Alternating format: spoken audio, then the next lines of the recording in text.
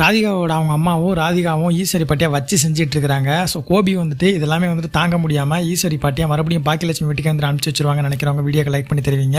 இனி வரக்கூடிய எபிசோடில் பாக்கியா ஹோட்டல் பக்கத்தில் வந்துட்டு ஒரு பார் வந்துட்டு வரப்போகுதுன்னு சொல்லியிருந்தாங்க இல்லையா? ஸோ அதை பற்றி டிஸ்கஸ் பண்ணிட்டு இருக்காங்க.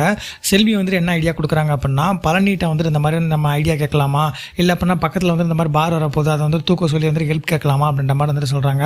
ஸோ அவரும் வந்துட்டு பார்த்திங்க அப்படின்னா நமக்கு ஹெல்ப் பண்ணுறதுக்கு வாய்ப்பு இருக்குல்ல. ஏற்கனவே வந்துட்டு கார் பார்க்கிங்க்கு வந்துட்டு ஒரு இடத்துல ஒரு பார்ட்டி பிடிச்சி அரேஞ்ச் பண்ணி கொடுத்தாங்க. அதே மாதிரி வந்துட்டு இந்த டைம் வந்து நமக்கு ஹெல்ப் பண்ணுறதுக்கு வாய்ப்பு இருக்குல்ல அப்படின்னு சொல்லி கேட்குறாங்க. அதுக்கு வந்துட்டு பாக்கியா வந்துட்டு ஒயாமல் வந்துட்டு அவங்ககிட்ட வந்துட்டு ஹெல்ப் கேட்குறதா அப்படின்ற மாதிரி யோசிக்கிறாங்க. வேறு வழி இல்லாமல் வந்துட்டு அவங்ககிட்ட கேட்க வேண்டிய சூழ்நிலை வந்துட்டு ஏற்படுது.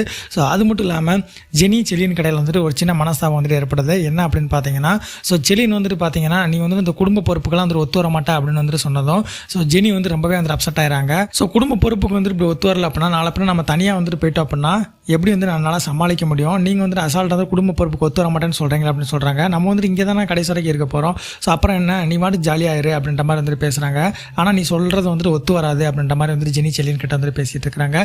இன்னொரு பக்கம் வந்துட்டு பார்த்திங்க அப்படின்னா ஈஸ்வரி பாட்டி வந்துட்டு சாப்பாடு கொடுக்காம ஒன்றும் கொடுக்காம வந்துட்டு வச்சு செஞ்சுக்கிட்டு இருக்கிறாங்க. ஸோ கோபி வந்துட்டு பயங்கர டென்ஷன் வந்துட்டு இருக்கிறாரு. ஏன்டா வந்துட்டு ராதிகாவோட அவங்க ராதிகாவுக்கு வந்து நம்ம அம்மா மேலே வந்துட்டு இவ்வளவு காண்டு அப்படின்னு சொல்லிட்டு. ஆனால் ஈஸ்வரி பாட்டியும் வந்துட்டு அவங்க வீட்டில் இருக்கிற மாதிரியே தான் வந்துட்டு அவங்க மெயின்டைன் பண்ணுறாங்க. ராதிகாவோட அவங்க அம்மாவுக்கு என்ன காண்டு அப்படின்னா, கோபி இருக்கிறது சரியா, அவங்க அம்மா எதுக்கு இங்கே கூட்டிகிட்டு வந்தாங்க, அவங்க அம்மா வந்து கருவை கலைக்க சொன்னவங்களாச்சே, அவங்க எப்படி இங்கே இருக்கலாம் அப்படின்றதான் பெரிய காண்டாக வந்துட்டு இருக்குது.